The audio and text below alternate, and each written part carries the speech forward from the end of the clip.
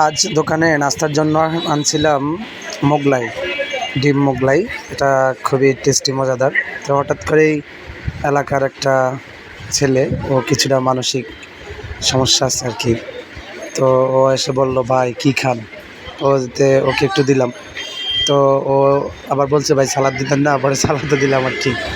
দেখা গেছে একটা মানুষের রিজিক কখন তার সামনে হাজির হয়, অথচ আমরা কেউই জানতাম না। যে মনে করেছিলাম আমরা দুজনেই খাবো, কিন্তু আল্লাহ পাক ওর রিজিক এখানে রাখাতে ও সাথে সাথে সেখানে হাজির হয়েছে। এটাই আল্লাহ পাক রিজিক আমাদেরকে বিভিন্নভাবে খাওয়ান। এক এক সময় এক এক জায়গায় কখন তার রিজিক বরাদ্দ আছে আমরা কেউ জানি না।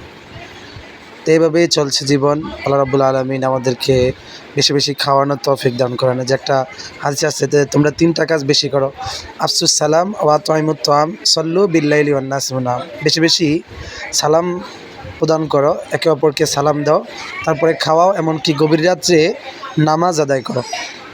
অর্থাৎ আজকে একটি কাজ হয়ে গেল, সেটা হচ্ছে ওয়া আতঈমুত তাআম সাল্লু বিল্লাইলি ওয়ান নাস নিয়াম। আমরা নামাজ আদায় করার চেষ্টা করি, কিন্তু গভীর রাতে নামাজ আদায় করা এখন অনেক কঠিন হয়ে গেছে।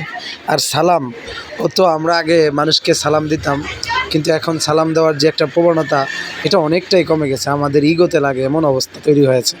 আল্লাহ রাব্বুল আলামিন আমাদেরকে এই হাদিসটি মেনে চলার তৌফিক দান করে। আমিন।